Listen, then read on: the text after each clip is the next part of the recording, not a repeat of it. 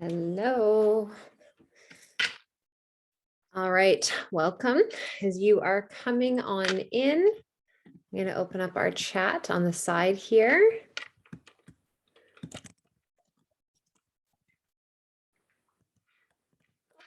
I was like writing happy Wednesday, and I'm going to put this actually into everyone. Is it Wednesday? Feels like I've lived a million lives. It's only Wednesday. It's only 12 o'clock, not even 11:59 a.m. where I am over here. So welcome to those of you coming in live. Hey, Christine. Hi, Amanda. If everybody that's coming in can just type in hi, hello. I'd love to know where you're coming in from. So we have hundreds of you that are registered for this. Some I know are coming in live. Some I know, hi, Sally from Scotland, are going to be watching the recording of this. And I have a ton of questions that were pre-submitted. So I'm going to be answering from the pre-submitted questions. Hi, Andrea from Ottawa. Hi, Kelly. I don't know your first name because you come through as Sunshine, but that's a great username from Nova Scotia. Hello from Saskatchewan. Allison from Guelph. So Allison, if you want to do me a favor and just type it in the chat bar on the right-hand side, you should see where everybody is popping in there, just so that you know, for my style, I don't use the Q&A box at the bottom. Hi, Julie. Hi, Ella.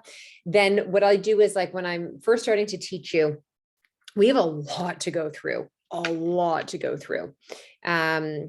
Yeah, I have it set to everyone. Amanda from my team is just asking if you want to set on the bottom right-hand side where that chat is. There's like a little blue highlighted area, and there's kind of an arrow that points down. And you can either set it to like panelists, direct message to me, or to the group. If you can post your questions to the group, that would be amazing. That way everyone can see the question, because we will all benefit from that. Hi, Rochelle from Minnesota, Maria from Markham. We're from all over provinces, from the US, from different countries. Fantastic. So we have a lot to go through in this masterclass, and I'm going to get started right out of the gates here. I know we're just 1 minute after, but I want to make sure to utilize our time as best as possible. We're probably going to go for about 75 minutes. And today's webinar masterclass is specifically about heavy periods. So it's not about hormones 101 or hormones in general. Everything that I teach you is about heavy periods, why potentially you could be suffering from those, the signs and the symptoms. And I'm going to talk about things you need to consider lifestyle wise, nutrition wise, supplement wise, herbs, testing, things to be asking for, what to do if you've been told you're fine and you're like, this gushing that is happening is not fine. I'm going to talk as well about some different scenarios. Like if you've always had heavy periods, if they started after a certain experience or moment in your life, if they've only since started as you've been going into perimenopause, those types of things. So it's a lot of info to cover. I'm going to do my very best to make it as value packed as possible. And if you've never joined me for one of my master classes before, welcome. My name is Jen Pike. You're hanging out in my new bedroom with me. I try my hardest to have an office, and I always end up back in my room for the sound and the light. So here we are. I am recording this. You will get the recording. The recording is typically about 48 hours after the class. And when I say we have a lot to go through, my process of when I teach is a lot of it downloads for me within like 36 hours before I go to lead something. And so I have been writing nonstop this morning, and writing from a place of, my knowledge, my education, studies, those kinds of things, but truly from all of the women I have worked with for the past 2+ decades who have been suffering from heavy periods, their stories, their experiences, different testing, different tools and resources and things that we have used with success, and trying to bring that into a space for you to provide a solution to help you understand that, even though we're talking about things like supplements, I can promise you that your issues with your heavy bleeds are not going to be solved by going and buying one more bottle of something. You have to try to understand, why is this symptom such a huge one for you in your life? Why is it impacting the way that you live your life and how you feel? So I'm a functional medicine diagnostic nutritionist, as well as a holistic nutritionist, medical exercise specialist, and many things. Disclaimer, you'll see my dog who thinks she's a mountain goat climbing on the pillows over there. Just ignore her. She's going to do her thing. She may bark. Hopefully you don't have a heart attack. I can't get her out of the room when I'm trying to do anything. So that's Charlie, and we all love her. Okay. If anything happens with your Wi-Fi connection, hit refresh. If for some reason you can't get back in, if for some reason I freeze and get booted off, do not stress out. Give us 5 to 10 minutes to just figure things out behind the scenes and stay where you are. Okay.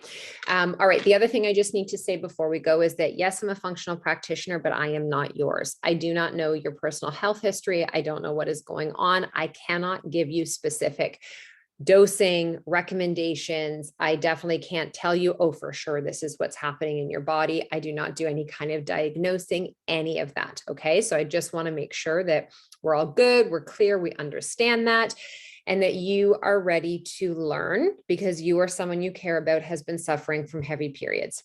Yes. If you are all in for that, that describes you, you're excited, you're ready to go. Just let me know yes in the chat bar, and then we're going to go.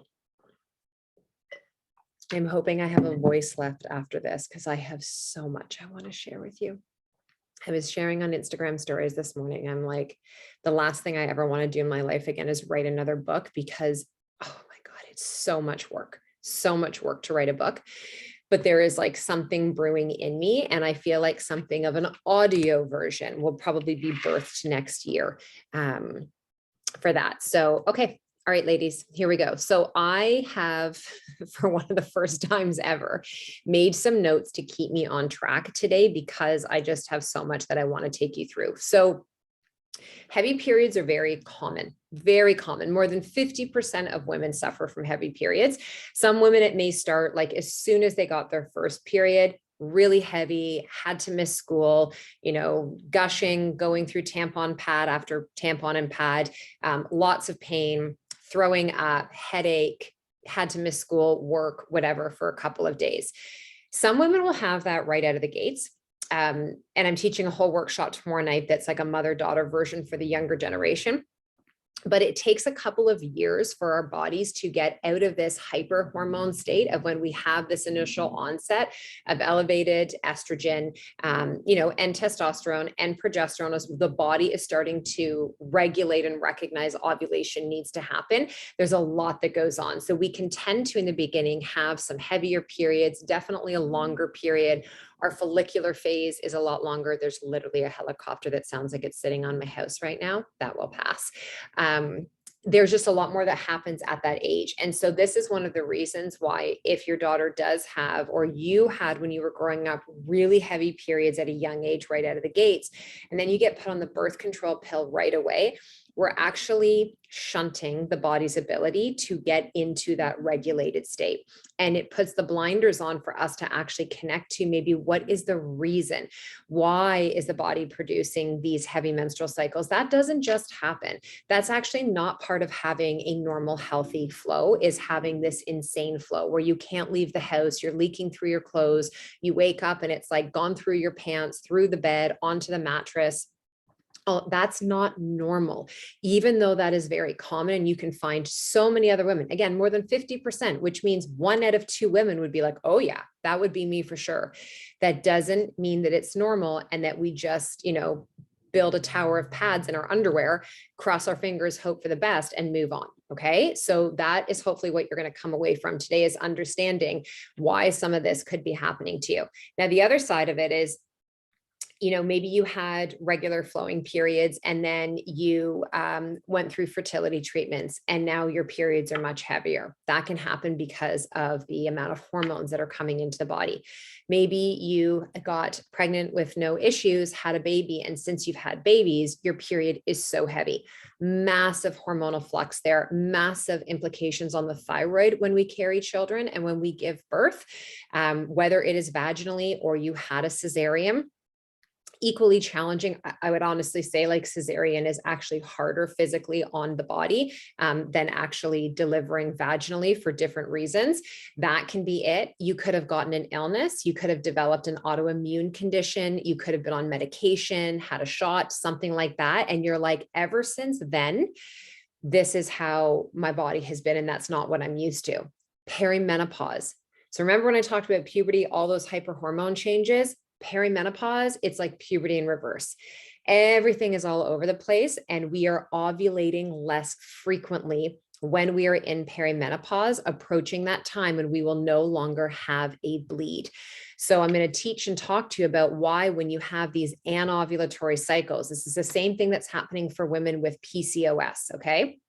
And why, when they do get that bleed, it can be so heavy, what's actually happening behind the scenes. So it's going to, first half of this is going to be a lot of education heavy in the beginning, because you have to understand the why, the possibility of like, is that me? Is that what's going on? Do I need to go and ask my doctor or my practitioner for this test? Do I need to look deeper into my health history for this issue? Do I need to pay attention and track this part?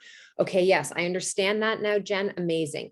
Now, teach me, what are some of the things that I can actually start to do in my life, bring into my body, into my home, into my habits. Then we layer in supplements, herbs, homeopathy, and those types of things.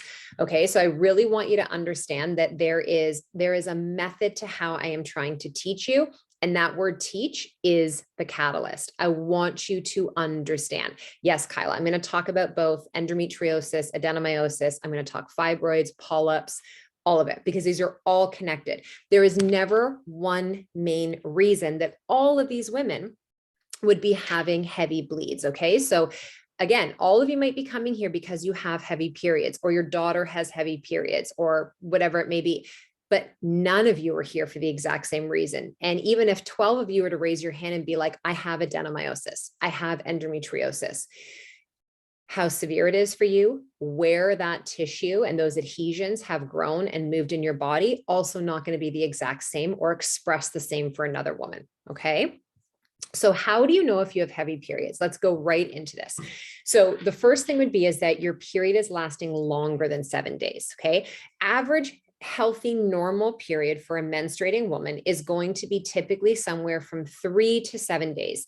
Usually the first day, and this is the first day of your period, is not spotting. We're going to talk about that. It's not spotting. It's not brown. It's like you are starting to wipe and notice there is a tinge, there's color.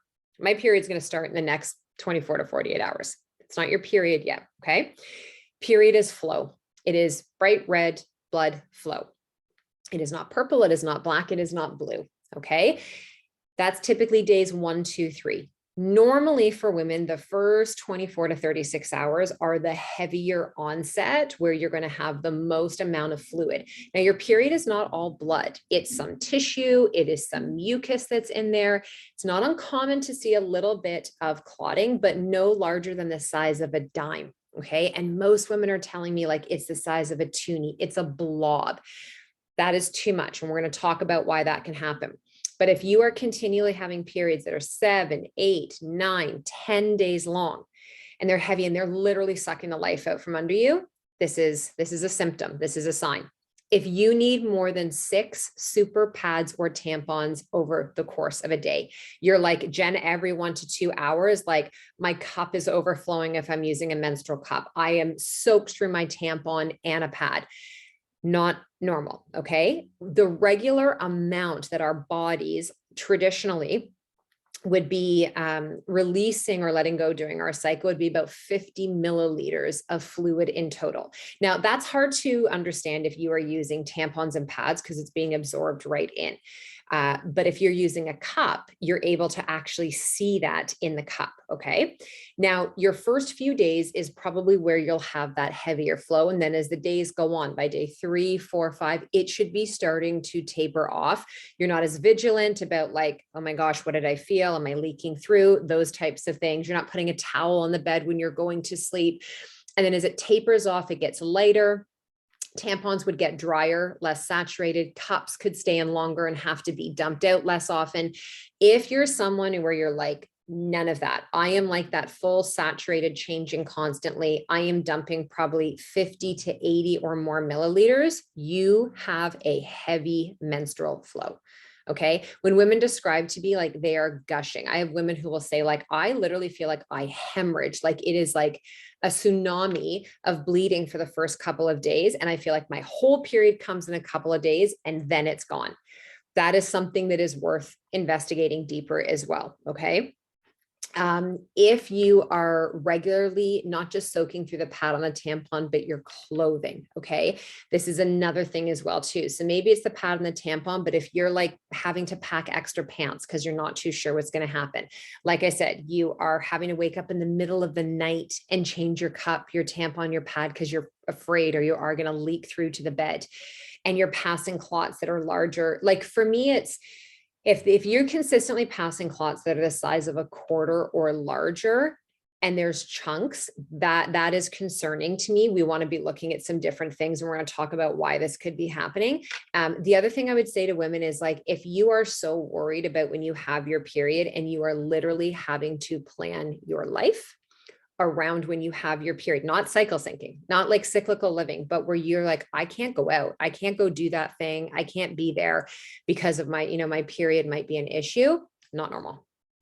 Okay, not normal. Now, the one question I would ask you first is, are you sure you're using the right kind of products? Okay, so it's like, to just, if you have a heavier flow, you can't get away with wearing only a pad. You probably can't get away with just wearing a tampon either, or a cup, right? So most women, they're going to do like a cup and a panty liner, or a tampon and a panty liner. Please make sure you are using organic products. Please make sure your daughters are using organic products. You have to understand that if you're going and buying, your regular OB, Always, Tampax, those Kotex, those type of brands, they are full of chemical dioxides. They're full of chlorine, full of genetically modified cotton, and all of that is off-gassing toxicity into our actual uterine, cervical, and vaginal tissue. Those are direct carcinogens, direct estrogen mimicking endocrine disruptors. And that is the one simple change you can make, is get off of the commercial brands, get off of anything that is scented, like the scented pads, the scented tampons, all of that for like odor that's happening down there. That could be your one simple change you come away from. Just that very act could help to lighten the flow of your periods, because you are off-gassing chemicals into that cellular tissue every single time it is inserted in there. It's off-gassing. So that could be like your one simple step that you start with. Now, why might that period be really heavy? One of the most common reasons would be elevated estrogen. Now, when we're talking about high estrogen, there can be a few different things happening. So most young women, like when we first start getting our period, we're typically in a higher estrogen state because our follicular stimulating hormone is being produced. The brain, the pituitary gland, is signaling to the ovaries to ripen the follicles, to release an egg, to ovulate. It doesn't necessarily start right away. So we're in this hyper estrogen based state, which estrogen is a beautiful hormone. We need it for brain and heart health and cognition and for our body as a whole, but it also makes things grow. So the more unopposed estrogen that we have in our body, that we're either naturally producing or that's coming in through body care products, toxins, plastics, those kind of things, we now have higher level of estrogen that is increasing the thickening of the uterine lining. When you have your period, that is the lining of the uterus. You literally are shedding that organ every single month for it to then regrow. And so the estrogen is what is creating the regrowth of that lining. So if you have higher estrogen than progesterone, and that could happen because either you are not ovulating for many different reasons, which you'll learn about today, you have ovulation some menstrual cycles, but not all of them. So you don't release an egg every single month. You have been on some form of synthetic hormone for a long period of time. So that could be the birth control pill, which is suppressing your ovulation 100%. You will never release an egg for the entire time you're on the pill. That's not a period. It's called a chemical withdrawal bleed. It is not a true period. Okay. Also, you could have some progesterone, but not a very strong or high enough amount of progesterone to ground the estrogen. So being estrogen dominant does not mean you have no progesterone. We could run a blood test on you, run a Dutch test, and see you have a beautiful amount of progesterone, but you have far more estrogen than that healthy progesterone. And that's what is causing the estrogen dominance. So heavy, painful periods, a lot of clotting, breast tenderness, mood swings, cravings, weight gain around that time of the month, overall irritability, feeling like you get the period flu. Okay, that is another symptom of that as well too. So the biggest things you want to consider there really you have to look at your environment. You have to look at the products, shampoo, conditioner, makeup, body creams, lotions, potions, all of those things that you're putting on your skin. Intravaginally, what are you inserting at the time of the month that you are on your period? Perfumes, fragrances, laundry detergent, all of those are estrogen mimickers. So what they do is they block the receptor of the healthy natural estrogen your body would be taking in. And it's like throwing gasoline on it and amps it up. And this is going to cause a lot of problems. Breast tenderness and enlarged breasts. So breast growing, cyst, fibrocystic, dense breast tissue, all of those things. So you really want to start to clean up the products that are coming in. Also, when we're looking at ways that this impacts our gut microbiome. So many of our issues that are happening in our body hormonally, heavy periods, painful periods, endometriosis, adenomyosis, polyps, fibroids, and cysts, there is always a gut connection. There is 100% a gut connection. In fact, the College of Obstetrics and Gynecology, Drs. Aviva Wrong, Jarlyn Pryor, Dr. Lara Bryden, have all been huge in the research of looking at the fact that endometriosis and adenomyosis are gram-positive and gram-negative bacteria based. They are now autoimmune conditions is how they are referred to. They don't just happen. This is not just falling out of the sky into your body. There is something happening behind the scenes in your gut microbiome. This can be connected to your oral microbiome, your skin microbiome. So please stop with all of the incessant hand sanitizing. You are literally breaking down one of the barriers that is protecting you from what I'm talking about, and your vaginal microbiome. Kathleen, I know OB has an organic tampon line. I literally just don't trust a company. I really don't. I would look more towards companies like Organics, Nix, Honest Company, those types of ones for that. Something in my gut just makes me feel like it's a marketing ploy with OB for that. So those types of things. So we have to be looking at what is going on with your gut as well. That is huge. This can also happen, the unopposed estrogen from a copper IUD, from thyroid disease. So if you have any issues with thyroid, which I'll go into a little bit, specifically how your thyroid impacts heavy bleeding, that's a big one. If you have a coagulating disorder, so about 20% of women have something called von Willebrand's disease, which means you do not clot blood effectively and efficiently. And this is genetic and hereditary. And I've worked with a lot of women who have this. And so if you're not tested or you don't ask the questions, like, if your mom says, I had really heavy periods, your aunts had that, your grandmother, ask that question. Do we have any clotting issues in our family history? And if you're not sure and you're like, that could maybe be me, go and get tested. Because that's not like we can give you every supplement under the sun, but if we don't specifically know what it is that's going on and move towards that, you are going to feel like the rug is pulled out from you every month because of how much bloodletting is actually happening in your body. Now, if you're not ovulating, so this will happen for a couple of different reasons. Very common in the beginning of when we get our periods, because our body is trying to find its rhythm and get into that homeostatic space. Very common in PCOS. This is oftentimes what is happening is that, and PCOS is the most common hormonal issue that women have going on. I have an entire free series about PCOS on the podcast that you can go and listen to. What happens in an anovulatory cycle is that, again, all this starts in the brain. So the pituitary gland, which is part of your hypothalamic pituitary adrenal axis, I know it's a big word.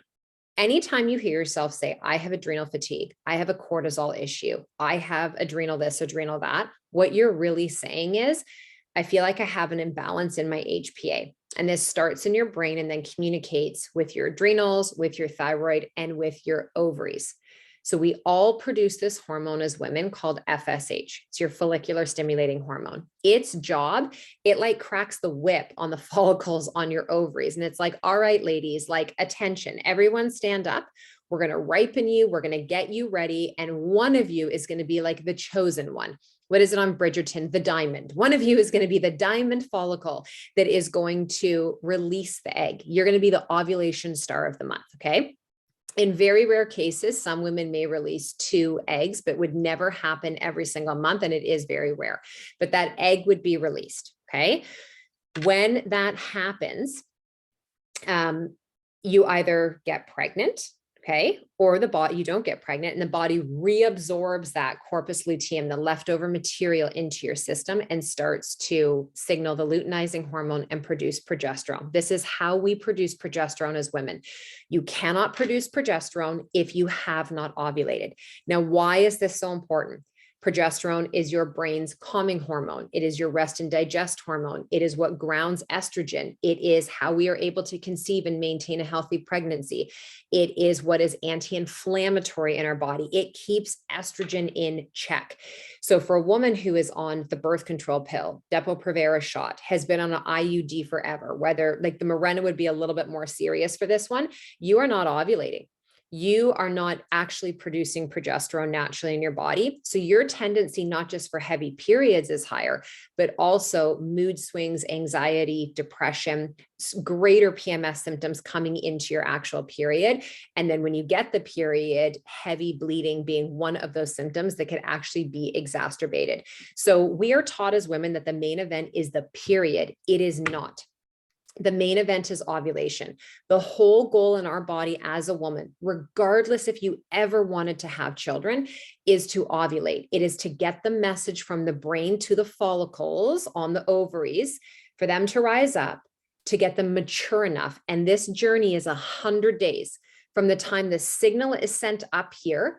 You have to eat in accordance, live in accordance, nourish your body, be connected to it for 100 healthy days in order for the follicles to be like, we are primed, set, and ready to go. And now release this egg.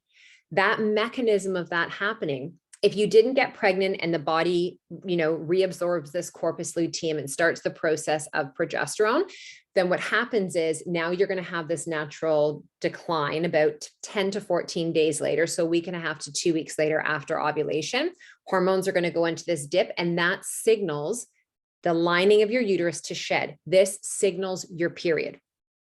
If you did not ovulate, you might get breakthrough bleeding. You might be like, why do I have a period in the middle of when I'm supposed to get my period?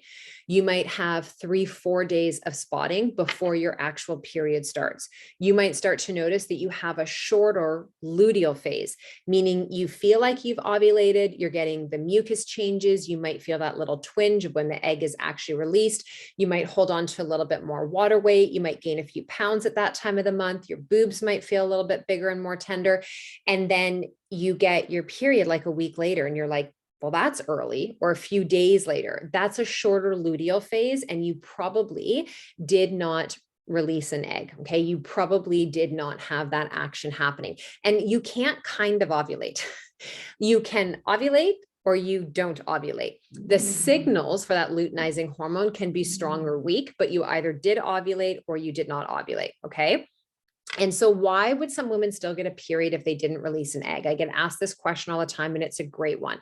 So with these anovulatory cycles that happen in PCOS, that happen in perimenopause, when you are getting closer to the tail end of the ovaries having that responsibility every month, you'll still get periods, but they'll be further apart. Okay. So you're like, I have a 36-day period now, but I normally would have a 25-day period. Or it might took my period 42 days to come around this month. So you're getting fewer periods a year, and they're coming farther and farther apart.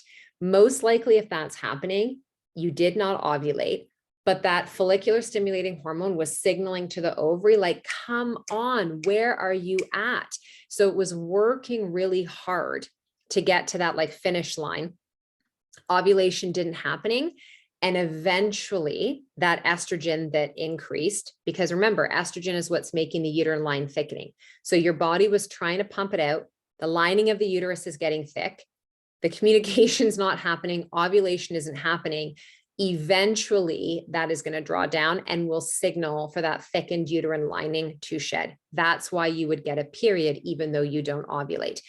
The reason you get a period on the birth control pill, even though you are not ovulating, is if you and when you come off the pill for your sugar pill, or you stop taking the pill for the 5 to 7 days, you now have that withdrawal of the synthetic hormones. That signals the shedding. You go through the shedding. The only reason your period stops is because you start taking the pill again and you do that process again.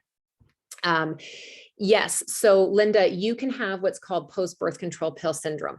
And so you could, and we're not taught this and told this as women, but the implications of being on the pill, and I was on the pill for 7 years when I was younger. I was not taught any of this until I learned it.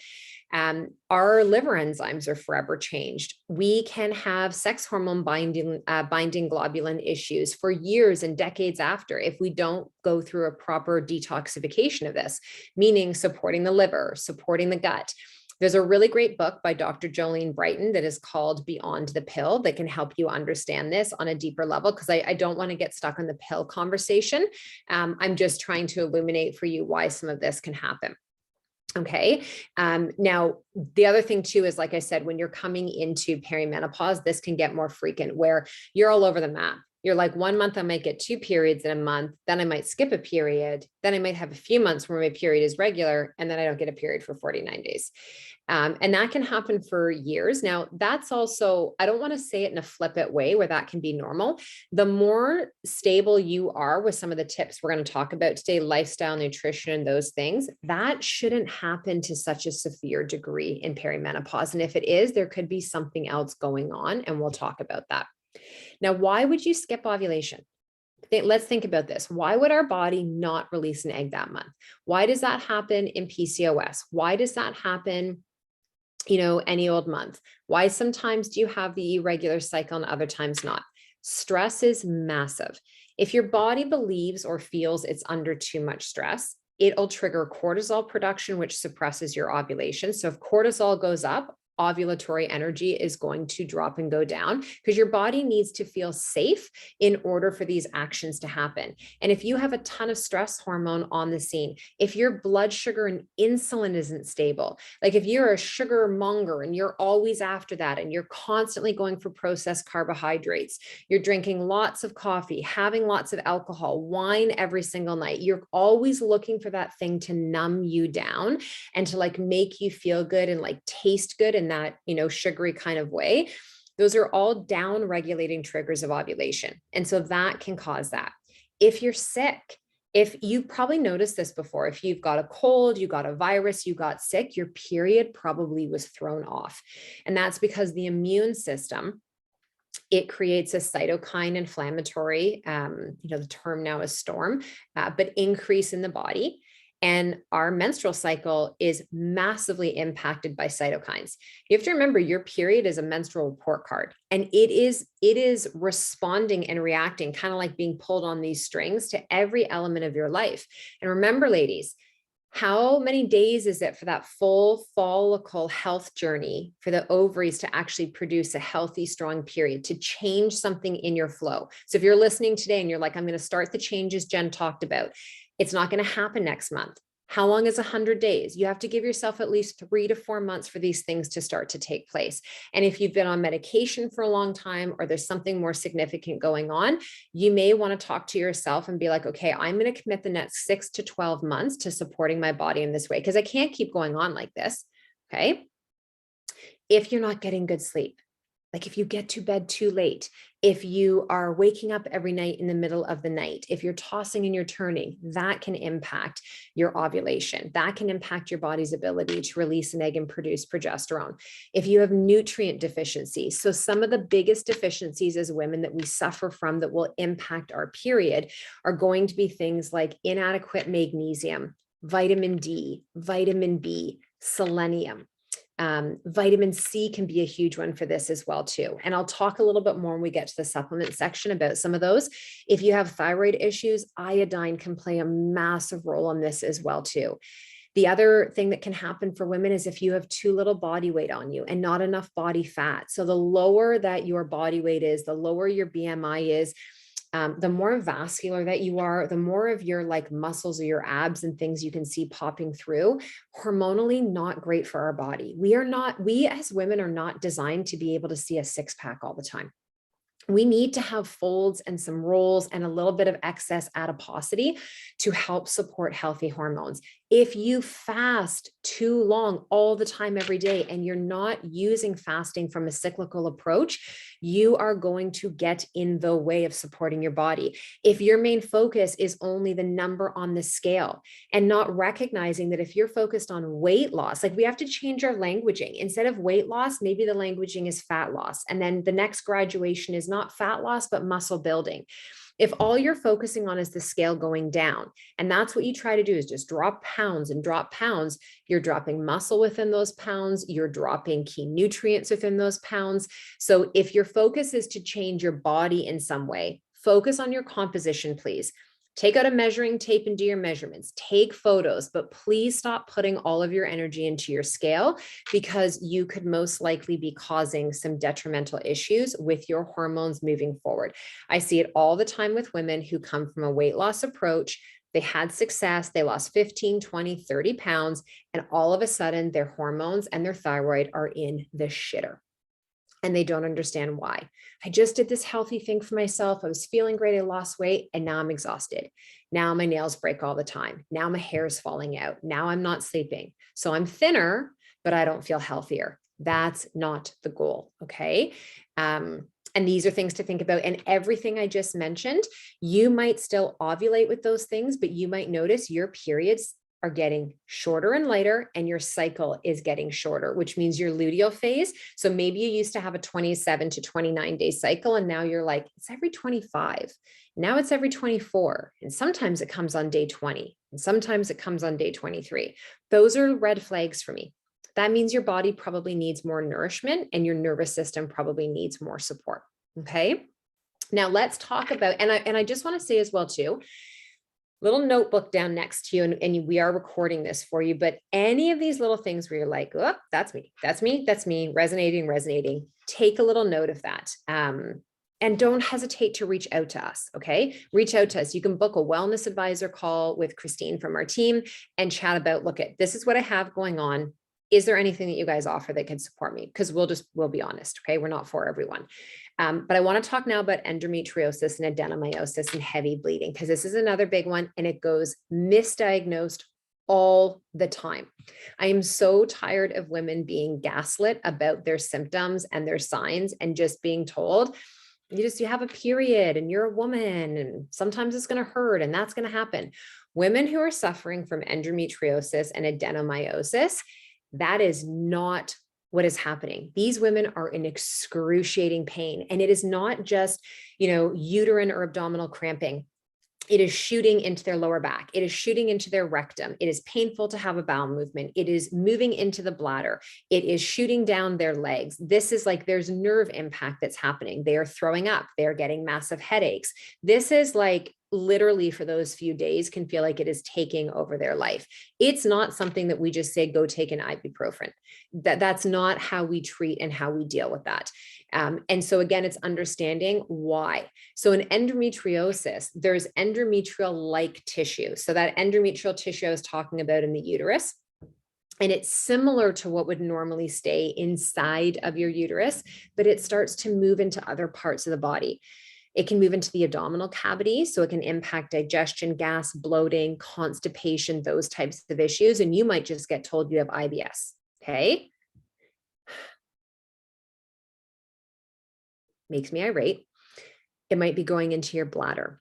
It may be growing into your bowels. So you might notice that you have perineal pain and pressure the days leading into your period. And you're like, oh my God, it hurts so much. I akin it to if you have ever been pregnant and at the later parts of your pregnancy, when you can feel like your baby's moving and their head is like bearing down and you're just like, oh my God, the pain. Like that.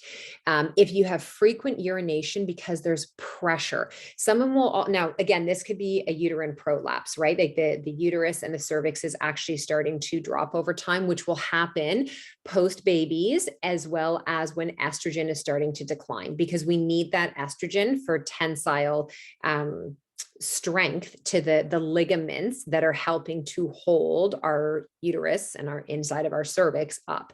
So those things can happen, but some women will be peeing frequently, not because of the amount of fluid they're drinking, but because of the endometrial pressure that happens. And coming into the period, when we are having these drops of our hormones, it increases our prostaglandins, which are increasing inflammation.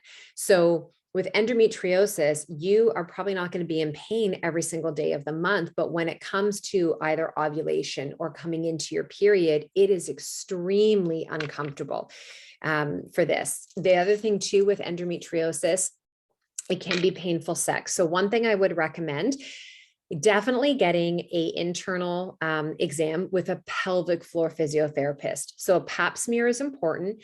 You can't just diagnose endometriosis through an ultrasound. So I would have a pap smear, I would work with a pelvic floor physio, and you probably need an internal, like a transvaginal ultrasound to see what's going on. Sometimes a biopsy is required.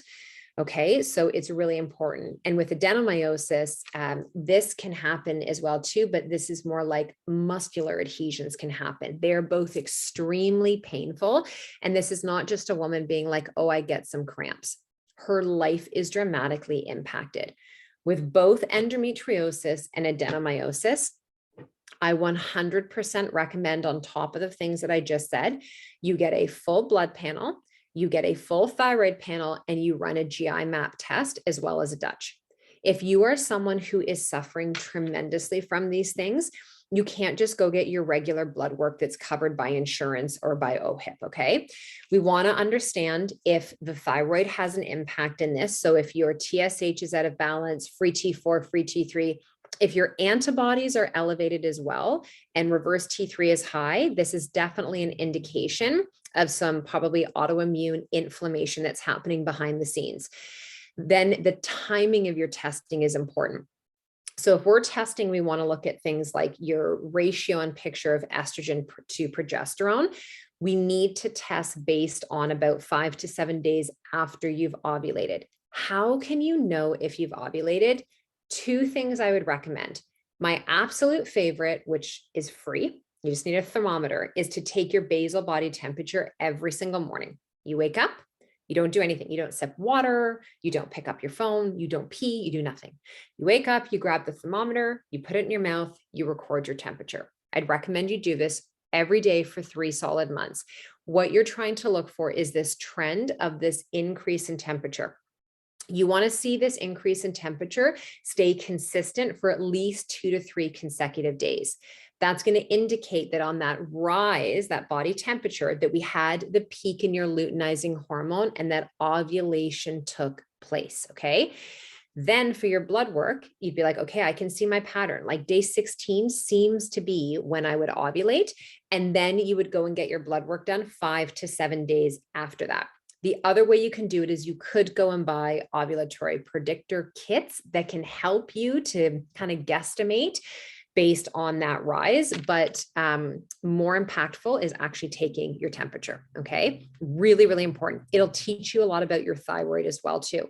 If you consistently have your temperatures below like 95.7, that is a strong indication that you also have an underactive thyroid issue that's going on, all right?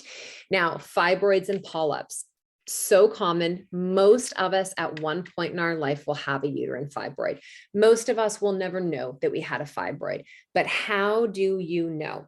So heavy periods can be a huge sign of this. Also, some bleeding after intercourse. So it could be manual insertion. It could be literally having intercourse and having sex, penetration. And what happens is in the penetration is that the fibroids and polyps are typically up on the top, kind of like the ceiling, if you will. And it is that type of action and the friction going in. If you think of like when you have a cut and you just like, you never leave the scab alone and you just keep going in and bugging it, and it will continue to ooze and bleed and not heal. That can be like with that fibrous fibroid tissue.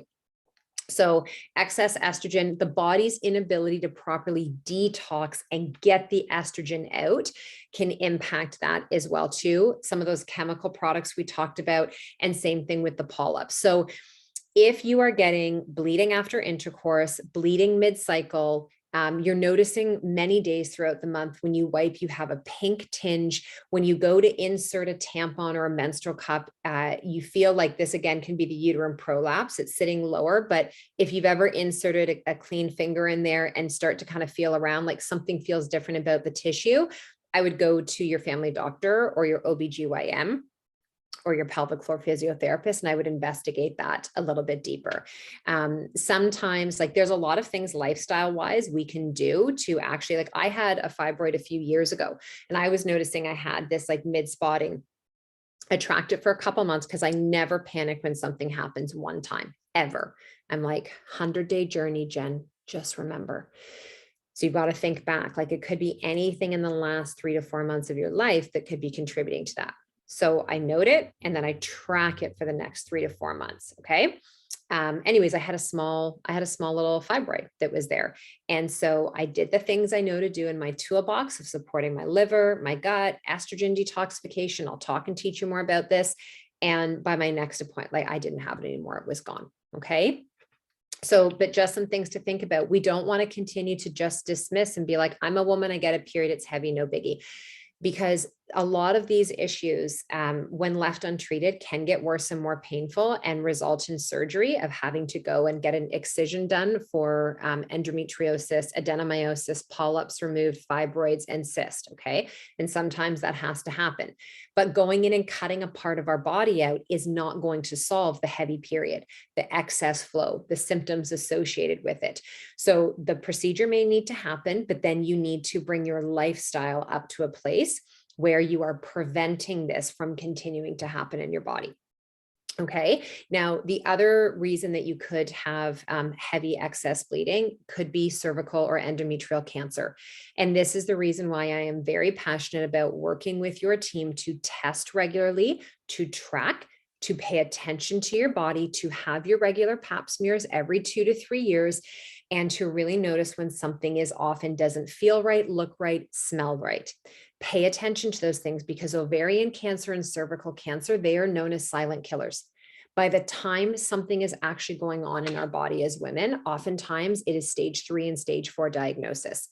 And if we were more educated, like we are talking about right now, if this conversation was the normal conversation that women were exposed to and you were learning about this, you would have more confidence going to your doctor. You would have it in the calendar. You would know, like, this is what I need to stay on top of, right? Like, it just blows me away how we're so encouraged to make sure you don't let your car go beyond 5,000 kilometers without getting an oil change. Make sure, you change the filter in your house. How about your vagina and your uterus? How is she doing? Like, we can't see it.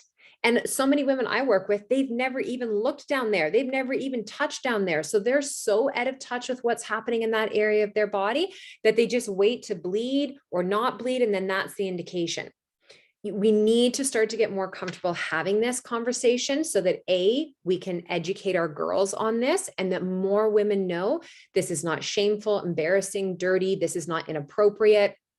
This is how we're going to become more empowered in our health and our body. And I pray to God, this is how we're going to prevent more women from having different types of hormonal and uterine, cervical, and endometrial cancers. I really, truly do.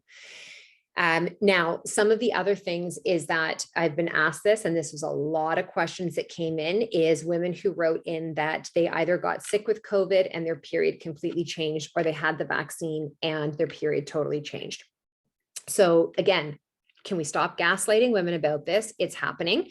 Can we stop being like, well, where's the study that says that? Have the conversation with the real human beings who are saying to you, I was totally fine. I got sick and oh my God, it was like the heaviest, like I literally felt like I was hemorrhaging. It was awful. It took a few months to get through, or I had the shot. This is what's happened. I've had so many moms reach in with stories their daughters are going through with that. Or I just didn't get my period back. It's been months now since I had the shot and I didn't get the period back at all. Stop gaslighting women and girls who are telling their story. Okay. Here's the reality. It has only been less than a couple of years that people have been receiving these. So for someone to say unequivocally, there's no evidence, no data, no science that suggests that there is an issue, wrong. We don't know enough. We don't know enough. What we do know right now is that this If it was the mRNA shot, which was the Pfizer, the Moderna, and the AstraZeneca, it was not the J&J, that is staying in the lymph nodes and it is staying concentrated in certain areas in the body, particularly in women, in men, the gonads, testicles, ovaries, adrenal, liver, spleen. It's staying in there longer than what they originally thought. And so, yes, there can be an impact of that. For some people, it might be a couple of periods. For other people, we just don't know. That is the bottom line and the answer. So instead of getting defensive about it or dogmatic about it, again, be open to the conversation. Now, I get the question a lot. And we lost count as a team of how many of you asked us this question for today of, can I detox from it if I got the shot and my period has gone wonky since? The simple answer on that is you can't detox an mRNA vaccine out of your body, okay? That's it on a cellular level now. However, there are things that you can be bringing into your lifestyle to support your body's ability to better manage that. And that's what I would rather focus on. And is teaching you and supporting that. So think about things like black cumin seed, very good. Supporting your liver. So I love, if you're in Canada, Hepato-DR by St. Francis. Everything has to be filtered through the liver. Chemicals, toxins, hormones, okay? So liver is really important. Supporting elimination pathways. Are you pooping regularly? Could you add some ground flaxen to support that? NAC, N-L-cysteine, very important amino acid that is a precursor to glutathione. Glutathione is your primary antioxidant. It's also involved, ladies, in your phase 2 detox of getting that excess estrogen out. What is that connected to? Heavy, painful periods and clotting, excessive bleeding. So NAC is beautiful. Now, I cannot tell you, you need to go and take this many milligrams because I don't know every single one of you, but you can make notes on these and then go back to your practitioner and say, okay, this is what I'm thinking about taking. How many milligrams or grams or international units do you think I should take based on you knowing my blood work and my history? Quercetin is also very impactful. Pine needle tea, fennel tea. Sweet Annie tincture is another one I've had really good success with. Capsella, which is shepherd's purse tincture. I will use this a lot with women that are like, Jen, I'm on day 4 and I literally am not stopping bleeding. I will give them Capsella tincture. It's also known as shepherd's purse. St. Francis Herb Farm sells it. I think they call it regular flow. I'll give them 3 milliliters, 3 full droppers every couple of hours until the bleeding starts to calm down. It has natural anticoagulant antigens in it. When my daughter first started with her period, I think she was 13 when she got it, 12 or 13. I'm trying to remember. She had a couple of periods that were just like, they were really heavy, and I would give this to her every few hours and it would calm things down. Comfrey leaf tea, beautiful for this. Glutathione in and of itself. So if you can't get NAC, you can take liposomal glutathione. That I can tell you the dosing is 2 pumps under the tongue, and vitamin C. Those are the things that I would start with if you noticed that when you got the shot or when you got sick, that you had some big significant changes happen. Okay. But again, I would highly, highly recommend that you work with someone one-on-one who can do some further testing and look deeper into that. You can also reach out to us as a team. We have 5 practitioners on our team. 2 are functional medicine doctors. 1 is a naturopath. Another is a functional nutritionist. And then we have a holistic nutritionist. We're all women. We work global. So you can also reach out to us, hello@jenpike.com. I think Amanda actually just posted a link not too long ago, and you can book a free call. Now, just let me tell you though, this is not a consultation. This is an opportunity. I am never going to say we help everyone. You're a woman. Yep. We're very specialized with hormones and digestion and inflammation. That's what we do. So if someone comes and is like, I need to do a mold removal, we're not your team. We'll refer you out, but we wouldn't be the ladies that you'd be working with. We are adrenals, thyroid, sex hormones, period health, perimenopause, gut, and inflammation. That's our jam, and we are damn good at it. Okay. So this call, you can just chat with Christine. Christine, this is what I've got going on. And we'll be honest, is this a fit or is this not? I review every application that comes in to work with our team personally, and then work to handpick the coach for those women. So it's very hands-on. Okay. All right. So other issues. This is where I want to talk about the thyroid. So with the thyroid, why I need you to make sure that you're getting a full thyroid panel. And this is really, really important here because a full thyroid panel is not going to get your TSH done. Okay. A full thyroid panel, you are going to be looking at your free T4, your free T3, your reverse T3, your TSH. TSH is also coming from that pituitary where we start the ovulation. Okay. And then your thyroid antibodies is always wonderful if we can get that done. Now, why does this matter? If you're a woman who has an issue with your thyroid, so you have an underactive thyroid, which is hypo, you have a overactive thyroid, which is hyper, or you have an autoimmune condition like Hashimoto's or Graves' disease. When we have thyroid problems, that issue, and you'll see this more often with women who have an underactive thyroid or Hashimoto's, can deprive the follicles on the ovaries from the thyroid hormones they need. So we have to understand every area, every cell in our body has receptors for thyroid hormone. Your thyroid hormone is not just needed for your hair and your weight loss and your metabolism and your temperature, like so many people get taught. The body needs it everywhere. And particularly on our ovaries, those follicles require a juicy amount of healthy thyroid hormone in order to ovulate, in order to produce progesterone. And remember, progesterone, it's that anti-inflammatory hormone. It also is your period lightening hormone. So if we want to have a healthy flow, but we don't want to be like spilling over, we want to be supporting healthy ovulation and healthy progesterone levels. And if the thyroid is an issue, that can impact that. The other thing is that if you have thyroid inflammation, it can impact your body's ability to properly clot because it impacts motility as well as clotting. And it can also reduce your sex hormone binding globulin. Okay. So it's really important and it'll impact your minerals as well too. So that full thyroid panel, you're going to have to beg, kick, and scream for it in your doctor's office. Most likely you can 100% pay out of pocket. I do every 6 months. Every 6 months I go, I pay out of pocket. My panel, I think here in Kelowna, the last one I just did is $150 out of pocket to go and get that done. I take it to a blood lab. So I get it from here. I got it from my naturopath. You can ask your doctor. Good luck. You can go to a nurse practitioner, any of those types of things and get that panel done. Okay. Really, really important to understand what is going on with that thyroid. Right. And then the other thing is if you have an IUD, that can definitely, when you do get a period, make it worse. And when you take your IUD out, it's oftentimes like coming off the pill. There's just a lot of unwinding the body has to do. So I would talk to your doctor about possibly, removing the IUD. And I don't know why you have an IUD. And sometimes the IUDs are used to help control the heavy bleeding. And if that is why you're using it, and that's not necessarily a bad thing, then you need to make sure that you actually bring up your lifestyle to support that.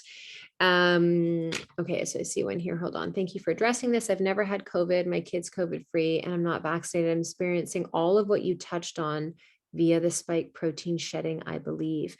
Yeah, and that is something that is being really taken into consideration as well too, because I know a lot of people in my life that didn't have the virus and didn't get the shot, but were experiencing these massive menstrual changes. And again, we have to stop. Like, that's not true. Please stop doing that. And all I encourage you to think about is when you have ever gone through something in your life where you're like, you don't understand how this feels. Like, I am telling you the reality of what, just remember that the next time someone shares their story and you're like, that's not true. We have to stop saying things like, that's not what the data says. What does the woman say? What does the woman say? Because I can tell you, my entire team, all we listen to is women every single day cry and share their stories and show us their blood work and their ultrasounds and all of this. And I am telling you, if your education is coming from mainstream media, you are not being educated. You are not being told the full story. The people who hold the stories about their health and body are the women. Ask the women. Okay. So it's very important. And yes, Nicole, having your gallbladder removed can definitely impact your periods because gallbladder is what's regulating your bile. And now your liver has to work a little harder for that. And that can impact how you metabolize and break down your estrogens. Okay. So the other thing is the conversation around low iron always comes up. Your low iron is not the reason that you have heavy periods, and your heavy periods, your iron is a symptom. So if you have low iron, and we're saying it's because you have super heavy periods, why do you have the heavy periods? We need to figure that out. You also could have really low iron because you could have parasites and certain amoeba that are literally going in and consuming your red blood cells and your hemoglobin. You could have H. pylori. You could have a different gut infection. You could have heavy metal toxicity, different things going on with that. So again, there's like never any the one reason. So let's talk about reducing our exposure. We started to go into this. Chemicals, plastics. Our whole month on Instagram, we're doing a whole free series around detoxing the things in your home. And there's just so much information you can gather now. You can go to the environmental working group. You can download the app Think Dirty and scan any of your products before you buy them to understand what's in them. We talked about swapping out your period products. Let's talk about your diet. Let's talk about nutrition, okay? Because this is huge. Anyone who tells you that changing the things that you eat or that you drink or consume has nothing to do with your health or your period health, that's simply not true. Simply not true. So the first thing that I would encourage you to do is eat real whole food. And when I say that, I mean, like, did it grow from the ground, fall off a tree, run across land, or swim in the ocean at one point? Like real true food, not something that like, a company manufactured and made and there's artificial coloring and it's a food product. Is it real true food? Can the bulk of your diet be made up of those things? Okay. I know we all need to have like the quick on the go food and a wrapper and that. I'm not saying not to. Reading your ingredients, really important. Get the GMOs out. Those genetically modified organisms, those impact how supported our hormones are, our gut, our thyroid, and will definitely show up in heavy periods. You also have to remember too, these are chemicals. The more chemicals we have in our body, the heavier your flow is going to be, the more of that clotting will happen because they're estrogen mimickers. So it's going to increase that density and that thickening of your uterine lining. Alcohol. I know no one wants to hear this. Alcohol and coffee. No one wants to hear this. But cutting your alcohol can help your heavy periods massive. And why? So alcohol down regulates glutathione.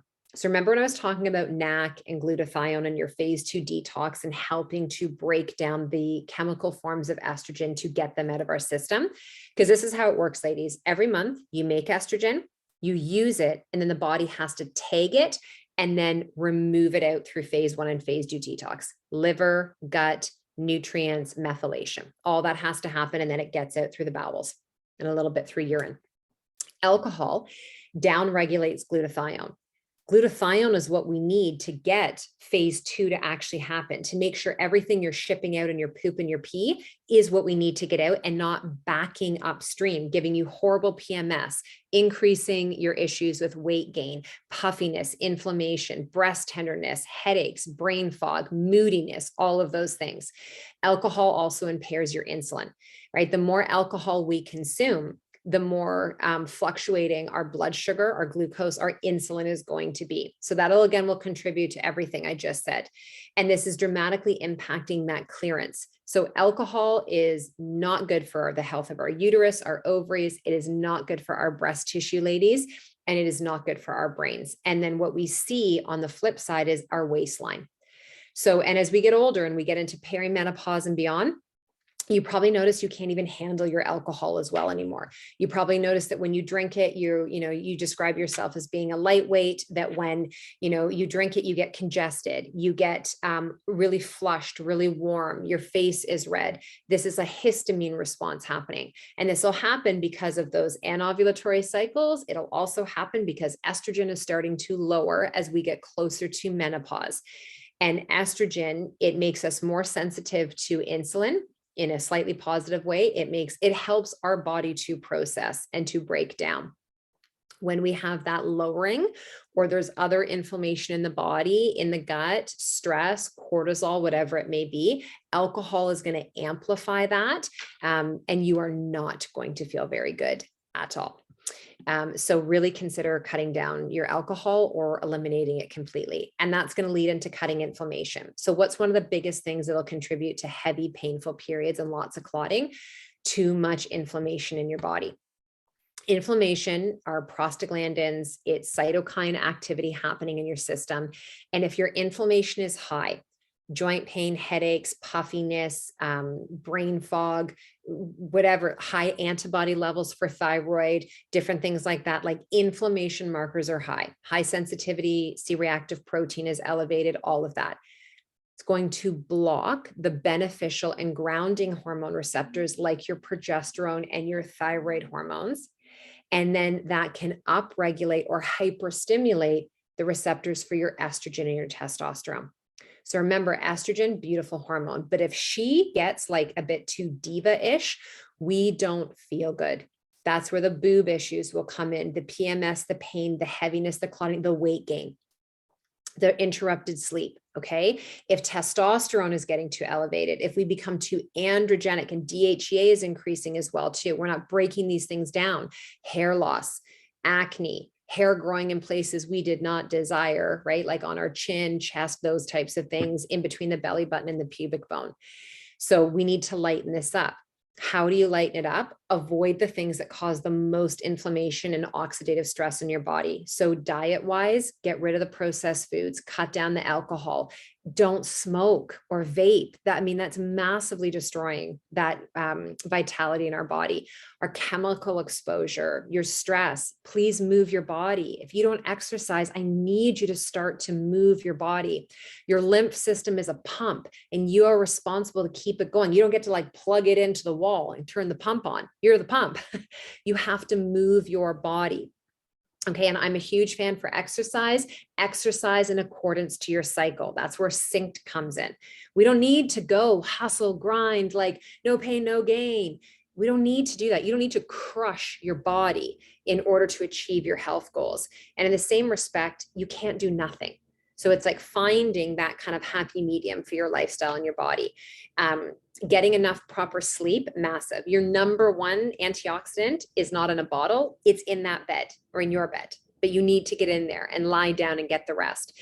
Cut out the excess sugar, wheat, gluten, polyunsaturated fatty acids, all of the seed and vegetable oils that we're using, vegetable oil, canola oil, safflower, sunflower oil. Be very aware of these, okay? And then we talked about those GMOs. What I want you to start to incorporate more in are things like ground flax, seed cycling, so beautifully balancing to get the bowels moving, to support your body, especially with seed cycling, doing ground flax and pumpkin, loaded with zinc, loaded with manganese, magnesium, healthy fats, omega-3s, and supporting that first half of your cycle, the follicular stimulating hormone. Then you ovulate. Second half, you go into sesame seeds and sunflower seeds, rich in vitamin E. Think of things like that would have that same type of vibration as evening primrose oil. And that is going to support your luteinizing hormones and your progesterone. Okay. And then I want you to think about getting in dietary fiber. I want you to think about getting in an ample amount of healthy, roasted, sauteed, steamed veggies, lots of greens, purples, reds, like looking for the rainbow. And pay particular attention if you have heavy periods to sulfur-rich foods. So organic eggs, can be that. It could be onions, leeks, garlic. Now, if you get a lot of gas and bloating, just kind of like ease your way in, maybe use some enzymes or apple cider vinegar.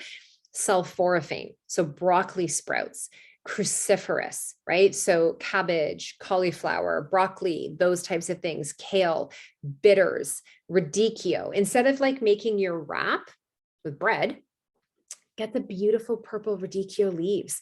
Stuff what it is you'd normally have your wrap in there, fold it on up and eat it that way. You might be a little messier, but come on. Like we can handle a little mess, use a napkin. We're trying to do this for our health. And this is an easy way to get some of that in. Put it into soups and smoothies and stews, those types of things.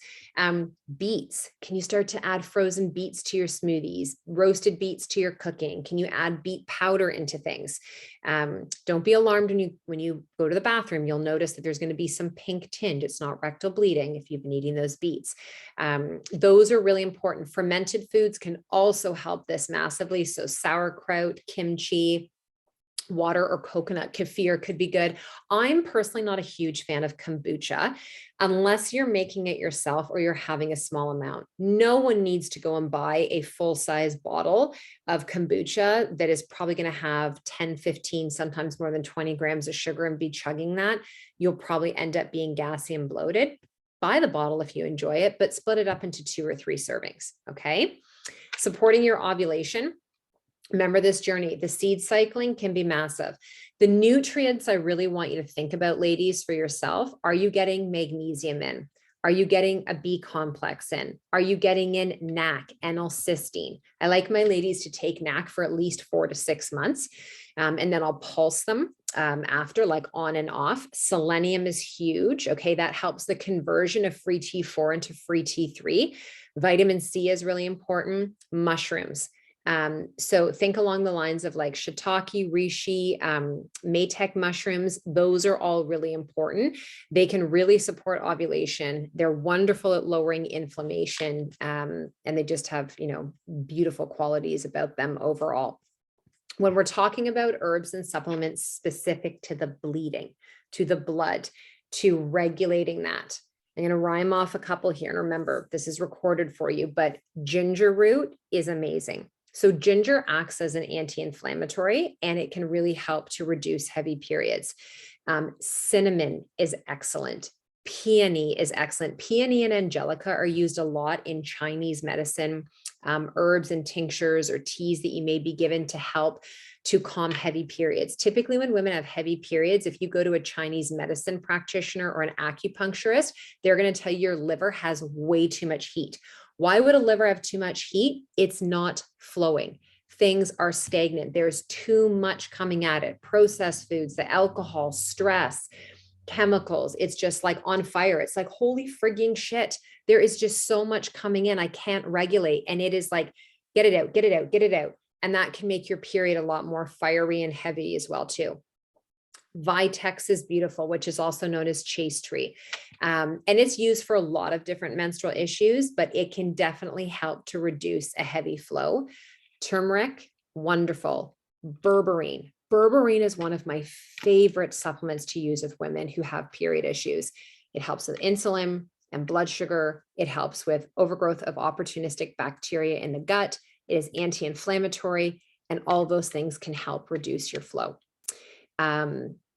And then some women may need some progesterone, bioidentical progesterone. And I would not start with that. I see it time and time again where women will go and start with using the progesterone cream or injections, whatever they're doing, and they will just gain a lot of weight, get headaches and brain fog and breast tenderness in the first 2 weeks of using it. You've got to prepare your body. You've got to do some of these groundwork things I'm talking about, and you have to test. So if you've not had your blood work done and you don't know your serum progesterone levels based on that window of when you've ovulated, if you've never run a Dutch test and you haven't done those things and someone is just prescribing you bioidenticals, I'd be running the hell the other way. How do they know how much you need if they don't know your levels? The bare minimum for that you would want is a full blood panel and running a Dutch test, a dried urinary test for comprehensive hormones. Okay. Very, very important. The other one I want to say with that is yarrow tea. Yarrow, comfrey, burdock, beautiful at that time of your period to help with the heavy flow. Now, when I was talking about shepherd's purse, I use it all the time in practice with women with heavy periods. And here's the thing. If you know, Jen, every month my period is heavy, doesn't matter. We're not going to wait till your period starts to give you this. I'm going to give this to you about 8 to 10 days. I'm going to give you probably 1 to 2 milliliters, maybe 3 every day, once a day, all those days leading in. The day before your period starts, I am going to increase that amount. And for the first 3 to 4 days of your period, I'm going to give you 2 to 3 milliliters every couple of hours until you're like, you know what, this is actually really manageable for me now. But we don't just do that and then like, okay, we don't need to work on anything else. We'd still work on those lifestyle pieces. And how do you know exactly what those lifestyle pieces are going to be for you? Again, ladies, you're all women, but none of you are the same. And this is the power of testing. This is the power of knowing and understanding your individuality. NAC, Allison, I 100% would take with food. It doesn't matter what time of day you take it, but I wouldn't take it on an empty stomach. Would not take it on an empty stomach. Okay.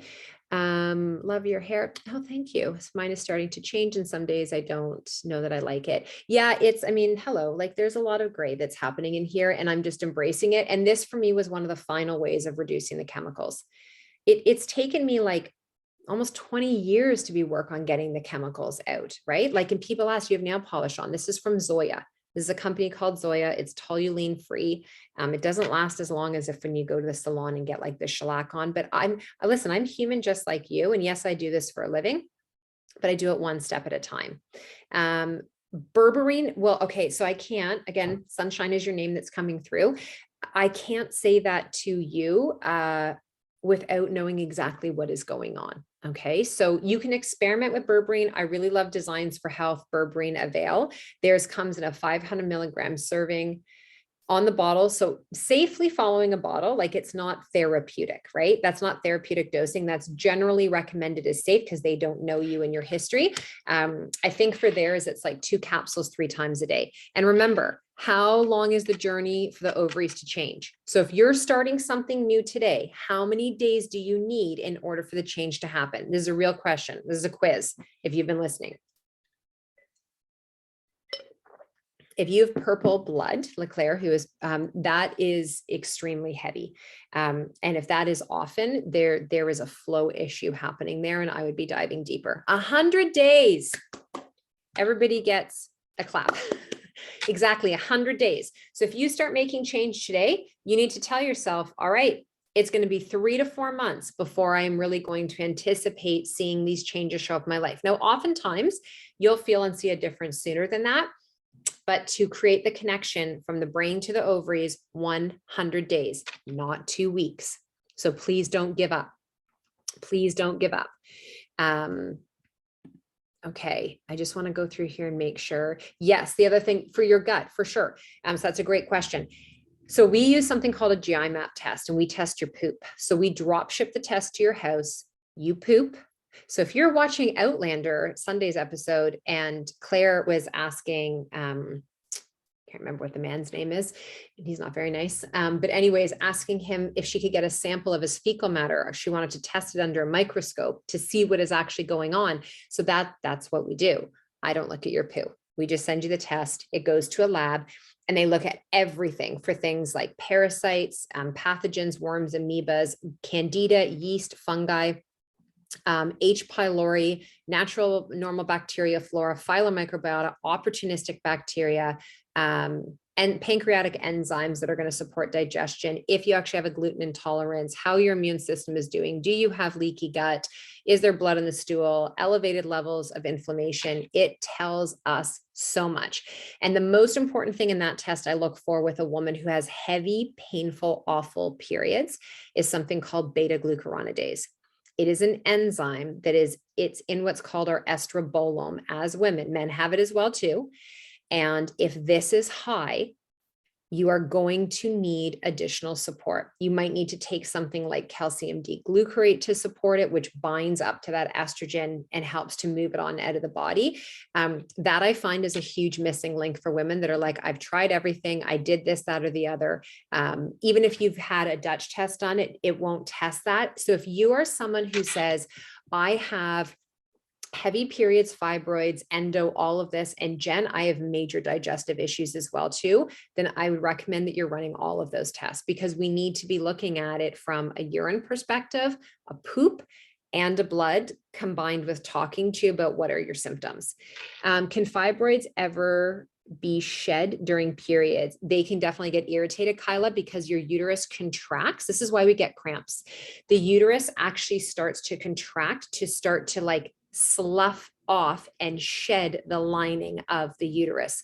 So fibroids can be so much more painful and can shed. Cysts can rupture during the period as well too, as well as ovulation. And those cysts are actually the follicles becoming over ripened and over swollen. That's oftentimes what it is that we're seeing specifically with things like PCOS. for that. What are my thoughts on IUDs versus uterine ablation? So they both come with their own benefits, like pros and cons. My issue with both of them is that's not a solution. It's short term.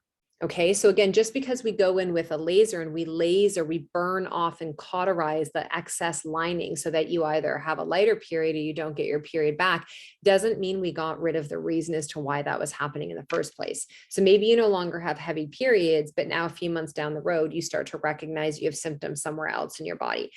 An IUD is typically put in for about 5 years. They're time release. So putting that in, it's a foreign object. Some women do fine with it. Others, it can displace iodine in the body, specifically the copper IUD, and cause problems with the thyroid. Sometimes the uterus can try and not reabsorb, but absorb that material into it as well too. So I have worked with some women where we do end up recommending for them to get an IUD while we are working on the lifestyle piece because they are in that much discomfort. For a lot of women with things like adenomyosis and endometriosis, sometimes, or women who are like literally gushing, cannot leave the house for 2 to 3 days, sometimes that is needed for a short period of time while we work on some of the other things for that. What about teas to help with the cycle? Is that a Band-Aid? It's not a Band-Aid. So they're supportive, but they're not going to go in and be like the only thing that is going to fix that. So teas are beautiful. Herbs and botanicals and all of that are wonderful as part of your support, but only drinking those teas isn't going to be the thing that creates massive change. They will help. Now, the final thing I wanted to say in here is homeopathy. If you don't have a classical homeopath or work with someone who uses homeopathy, game changer, absolute game changer. And those remedies would be specific to you as the woman. Okay. All right. We have got some more questions here that were pre-submitted. So I'm going to go for about 10 more minutes for this. Now, some of them I've moved to tomorrow night because they are actually about young girls, like 12, 13 years old. And I want to keep this specific to those of you ladies that are here. I'll be 50 in August. I did have heavy periods. As of right now, my period is coming exactly 19 days apart. It has done this 3 times so far. Have you heard of this happening when a woman enters menopause? I realize what might be normal or occurring for one woman may not be applicable to another. So yes, this is very common. So remember I was talking about the hyperhormones. So oftentimes in the latter part of perimenopause, which can be up to a 10-year journey. Tomorrow night, Maria, I'm doing a Ask Me Anything mother-daughter. And so it's focused on a younger generation. But what happens is in the latter part of perimenopause is we're getting closer to our reproductive organs in that system, just winding down, ovulation, production of estrogen, all of that, is that we can start to have periods that come more frequently.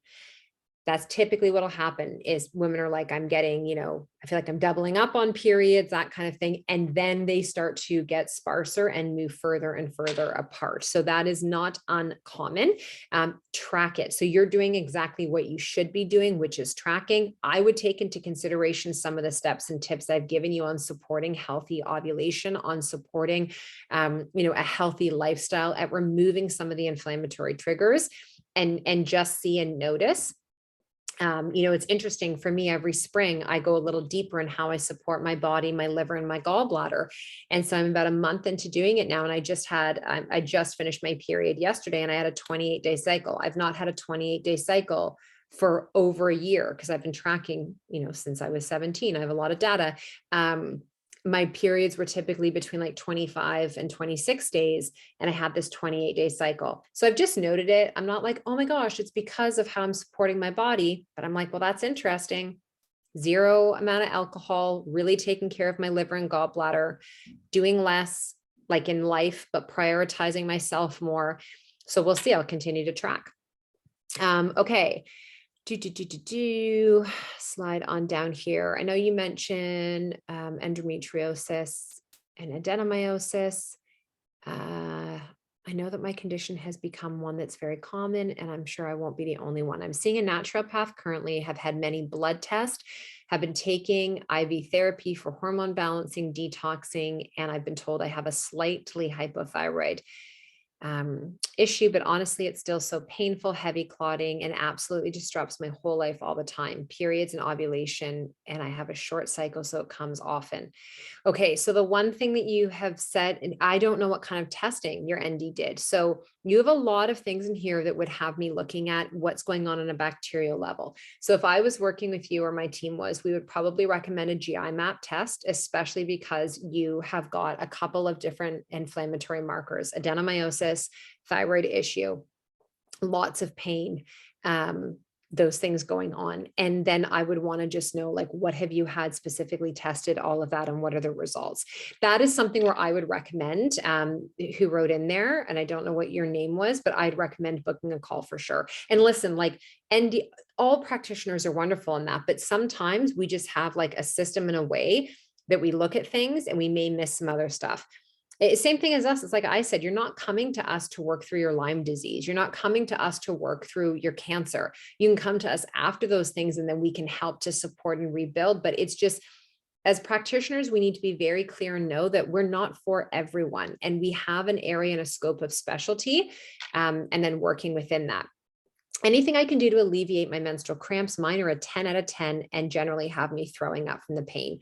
I've been diagnosed with PCOS and I suspect endometriosis. So Jessica, who submitted that, I would definitely push deeper to for proper testing to make sure and that you do not have endometriosis. So castor oil packs can be wonderful to decrease the pain, done on the abdomen with a hot water bottle.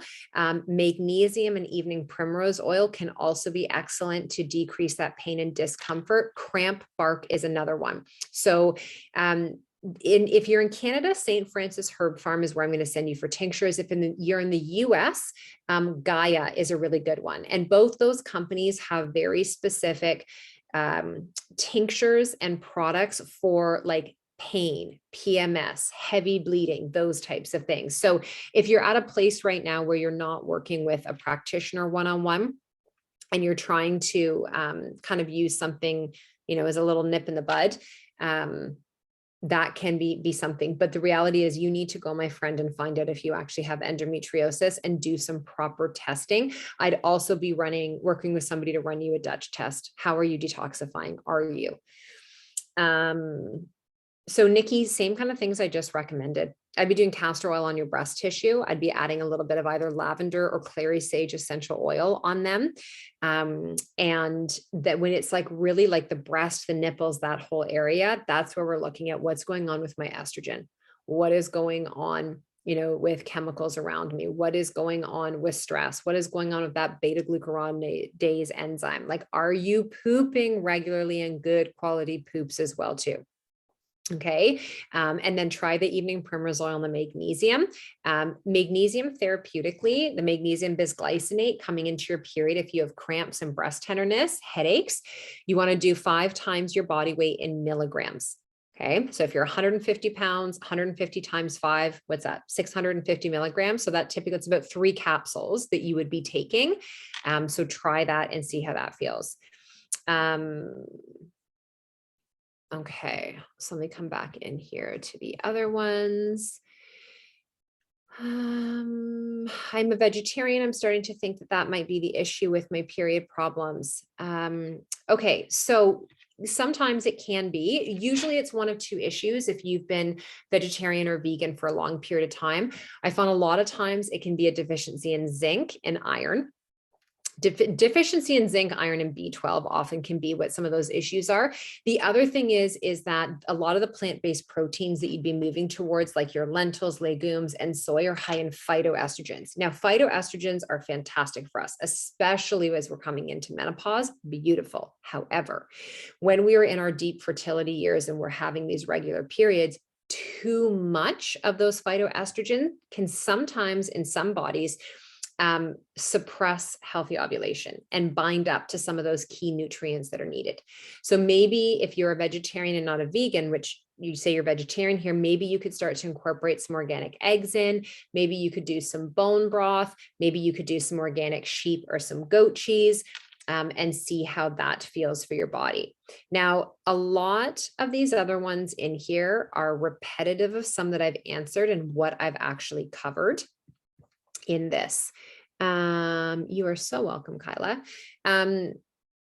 So Monica, I'm not going to really get into what I've been doing to support because it's been individual to my body. And then I don't want, like, I work with a Chinese medicine practitioner and I run my own testing to understand what my body specifically needs. But at the end of the day, it's really just been about drainage. So dry brushing, using my red light, using my infrared sauna, not eating any sugar, chemical, I shouldn't say any sugar, like not like excessive things, no desserts, that kind of stuff, absolutely no alcohol. I've just been very aware of what's been coming in my body. I've been walking a lot outside in fresh air and sunlight for that. And I've been using things like, apple cider vinegar and Tudka. Tudka is, it helps with the liver and the bile and elimination. Like these are our drainage support systems. So I've been doing that.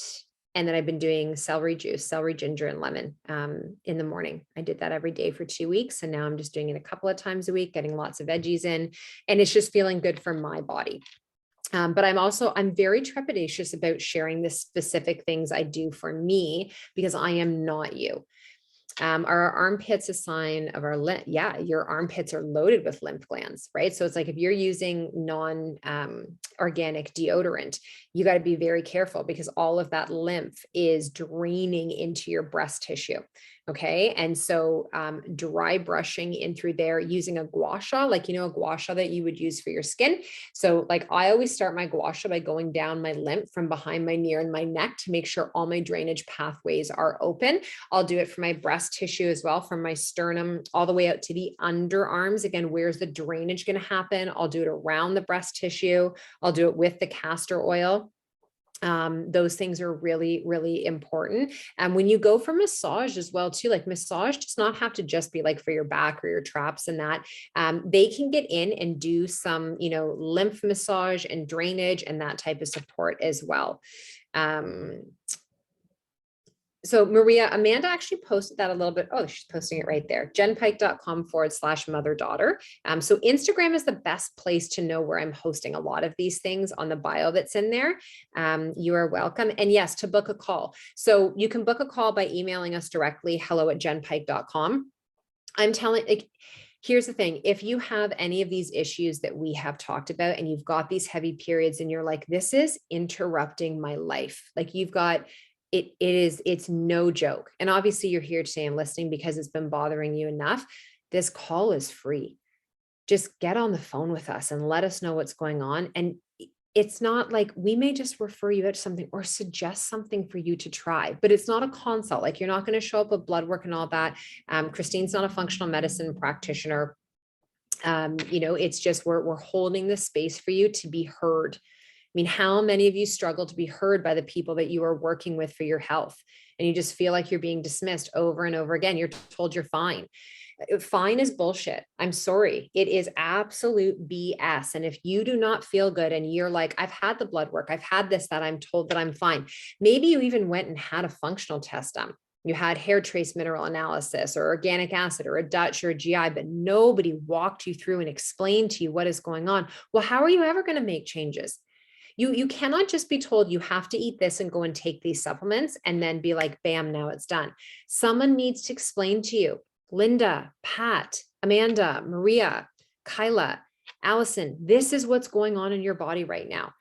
See this happening here, see this happening there. This is actually what's happening and going on. So the reason that you are feeling like this, or the reason that your body is, communicating that the symptom is over here is because now something clicks differently in you. And you're like, oh my gosh, no one has ever told me that before. That makes so much sense.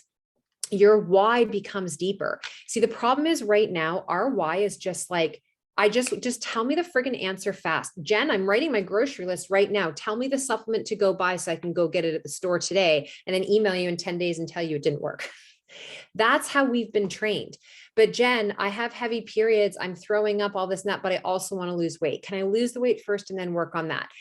If you want to have sustainable, beautiful weight loss, you need to be healthy first. If you want to have sustainable, beautiful ovulation, fertility years, a beautiful period that we should all love and embrace because this is a gift, not a curse, you need to actually live your life in alignment for those things to happen.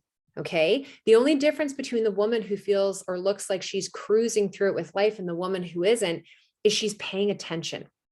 She is paying attention. Your body is not a curse. You are not a lemon. You are not broken. You are not destined to feel like crap because you are a woman and you have a uterus and you bleed. That is not true. And that does not have to be your now or your destiny or your future or your daughter's. That's a conscious choice. But I am telling you, ladies, you're going to have to be prepared to do something. You're going to have to be prepared to change something about the way you're nourishing yourself. You're going to have to be prepared to eat a new food. You're going to have to be prepared to get off your device and go to bed, to get outside in fresh air, to get up off the couch, to book the damn call, to go and get the blood work. You're going to have to do something. And I say this with like passion, but so much love. Because like I said at the very beginning of this is what my team and I do every day is we read your messages, we talk to you, we hear your stories. My goal is to help you shift where you're at so that you can feel better and to create more simplicity and create more flow, not from your period, but from how you feel. So I want to say thank you so much for joining me for 90 minutes. And I really appreciate the time, not just the time you're here with me, but I appreciate, and I hope you have gratitude for yourself for taking the time for yourself to listen all the way through. It's a gift that you're really giving yourself. So we will send the recording in the next 48 hours. Have a beautiful rest of your day and get outside into that fresh air, go nourish and love on yourself in some way, maybe take a nap. And I'll see you all back here next time. Take care, everyone.